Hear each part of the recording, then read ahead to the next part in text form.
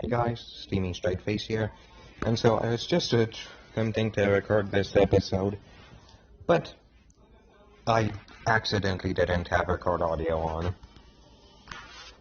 Alignment. So basically, this bit is just it's just code. Designers are avoiding these tropes because they aren't real, as multiple fields of societal and hard talk about qualities like how many legs an animal has or whether it can fly. But all too often, this concept gets misused in untrue statements, like pit bulls are a violent breed, men are more logical than women, or Asians are better at math. Now, funny thing there. Now, this is a bit more of a story, yet for all my life, I've generally thought of women as more logical. Seriously, you're going to use stereotypes, but then use a stereotype for that stereotype. Yes, I want to melt your brain out with this episode, almost as much as they are. Now chances are, if a game is set in the real world, that the designers are avoiding these tropes because they aren't real, as multiple fields of societal and hard science can readily prove to you. But speculative fiction offers us an opportunity to reify or make real various things which don't exist, or to exaggerate things which do. Now, bioessentialism is a tempting idea in fantasy for some of the same reasons as it is in the real world. Because to our human minds, broad generalizations are comforting. They reduce the world to simple cut and dry categories. All orcs bad. Luckily, I'm a skeleton. But of course, all joking aside, yeah. Bad, all elves good. Root for the... Now, here's where I'm starting to chuckle a bit. Within a lot of fantasy RPGs, high elves are generally thought of as the most evil characters in it. So, of course, that's kind of against the general fantasy thing. Oh, and as someone who, whenever I play the Elder Scrolls, I almost always make myself a high elf, I couldn't give a heck about things like that. So, really, you should talk more about their real-world use instead of, we came here to find out why video game characters like orcs could be racist. Not for what you're doing. For these folks, not for these folks. But just like in the real world, bioessentialism can present problems in fiction as well, specifically a moral one. The idea that a sapient species can inherently tend towards good or evil acts, or law. Well, it's clear that you're not really thinking about this. You see, a lot of good people play as orcs, and how many times do you go on to your favorite fantasy game that has orcs, and then and then see an orc, and you're, say, an elf, and they're disgusting orcs. How many crimes have you committed today? Probably so many that it's impossible for me to count. I doubt that really happens, and the reason why I skipped the first couple minutes, I don't have a lot of commentary gaming today. Lawful or chaotic ones, and that moral essentialism actually undercuts the greatest strength games can bring to storytelling, the player's own power to make meaningful, interesting choices, and... Well, think about it this way. Whenever you play Skyrim, do you think, or whatever RPG you play, you like playing a lot, I'm just using Skyrim as an example, if you play an RPG and you're an orc, are you there I wanna be evil, but I can't. I wanna be nice, but I can't. I'm an orc. From what I know, that never happens. From what I know, that very rarely happens. Never should your race you play as in a game influence your actions in the game. And I'm pretty sure that never actually happens. And judgments for their characters, including moral ones. So if a game's created... Yeah, I'm not gonna repeat that, since of course I didn't watch this video in advance. Creative choices apply a moral valuation to every member of an entire species before the players even meet them. Well, now that's just taking that power away from the players. And in turn, if a group of orcs, for instance, doesn't even have a choice about their actions, are they actually evil? Because look, First of all, that's really confusing sentence to me at least. But like, whenever I play a game like Middle-earth: Shadow of Mordor, you know, where you play as a set-in-stone character with a set-in-stone gender, race, stats, well, not stats, but you know what I mean. Whenever you play a game like that, you're probably not thinking, Ratbag, I wanna see you suffer, so I'ma kill you right now. Oh, and that bit, hashtag justice for Ratbag, but it's very rare, if any, when you play an RPG. Yeah, they're like, oh, this race is clearly evil because of the way that one character says about them. Look, if a person, say, destroys a house, we call that evil because they chose to do so. But if a tornado destroys a house, well, I mean, is wind evil? No. Therefore, if a game's world building... You just disproved your own point. Farting is evil to the people around you.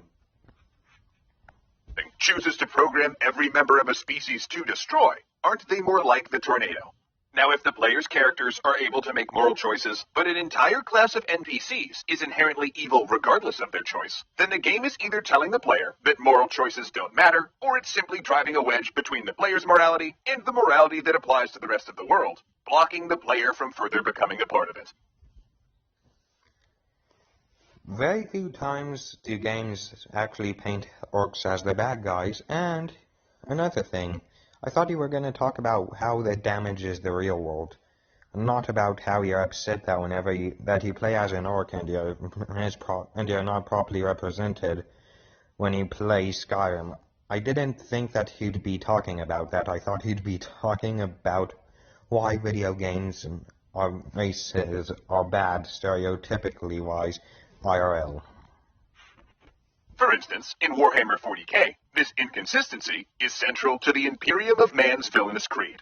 Individuals' human choices make them good or evil, whereas aliens are created evil. And of course, Games Workshop made that choice to facilitate a war game where lethal violence is the only option. But then...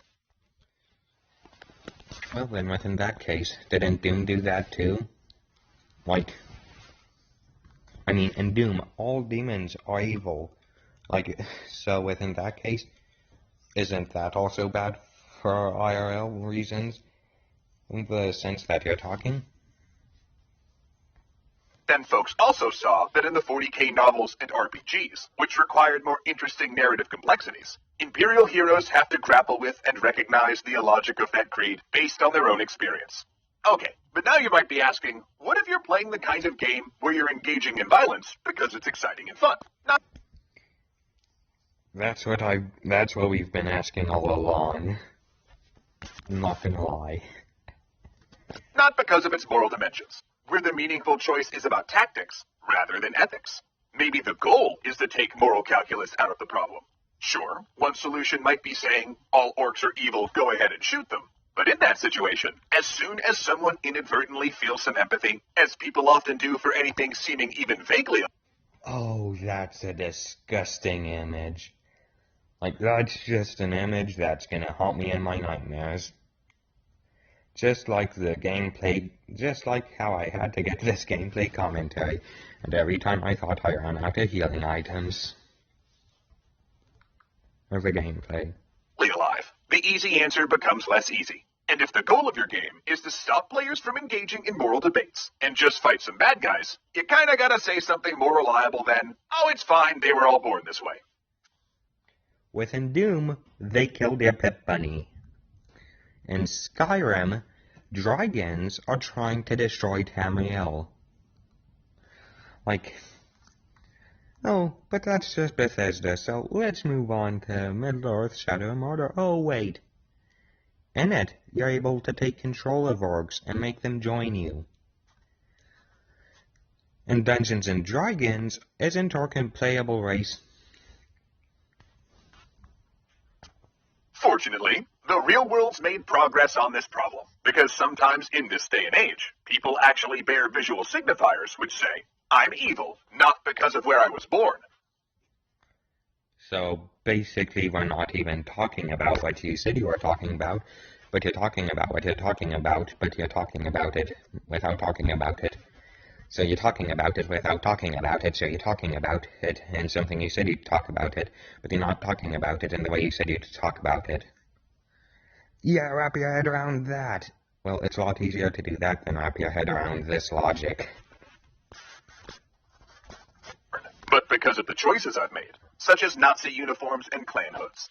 Then in fiction, we have things like the Hydra logo, a clear visual signifier, but one that denotes choice, not birth. And if the statement that a game is making with its backstory and symbols is that an enemy had a choice and they chose wrong, then that gets way less complicated for a game that's interested in uncomplicated violence. So whether a game does or doesn't want its players to overthink their character's moral choices, evil as a choice is just more effective than evil as a bioessential trait. But so basically, just disproved the whole point, and we just wasted time watching this video. So basically, just disproved the entire point, and we just wasted time. Even though you said you'd talk about it, but you're not talking about it, but instead wasting our time talking about something else, and not talking about what you should be talking about. But then, of course, if everyone wearing the evil team uniform happens to be an orc, or if every orc happens to have chosen Team Evil, the game wouldn't exactly be communicating that difference very well. A quick... Now, as I've said a lot yeah. I melted your brain, and now they're melting my brain, yeah. Brain melting day. Now we'll teach other's brains in our own videos, cause there's no way that we'll ever wrap our heads around this. We're probably gonna die wondering the logic behind this, aren't we? Quick fix here would be to show some diversity in the evil team's hiring practices. For instance, within Skyrim, evil's shared throughout everyone. Most of the time, that's what they do. Like, in Dungeons and Dragons, everyone's a little evil inside. Go on, just admit it. You've done your own rules before, which then completely ruined the way it's supposed to be played because they allow that. With evil humans and elves as well as orcs. Or conversely, introduce orcs who have chosen good and neutral as well as evil. And a good... Oh, so basically what lots of games have done? Good example of a series getting better and better at this over time is Mass Effect. Because in the first game, Commander Shepard never meets a nice Batarian or a fun Geth. But then, spoiler alert, most of these evil species turn out to be as complex and interesting as the human ones as the Now, first of all, isn't this a kids' education channel? So why are you talking about an M-rated game in a kids' education channel when children and adults are two different sizes? Yep, that's bringing an age into this. Trilogy progresses. Broad moral generalizations about species or culture not only doesn't make internal sense, but it also leads to less evocative, less rewarding worlds and games. But well, you've just melted my brain and I don't like it. Like, please. So basically they're talking about why video games should have each race share some evil and some good, even though that's what games already do, and then you claim that it's talking about the real-world application of that. But we can solve that problem by following our best creative instincts to diversify deep. I call that a win-win. Once again, thanks so much to... No one's getting no free advertising on this video. Now everyone, you want to see what something I'm going to bring up at? I'm going to bring something up quickly. You see. Yeah, look at that. 8.1k likes, 13k dislikes. If a tornado destroys a house, is the tornado evil? Yes, if it's a malicious element. Yeah, like...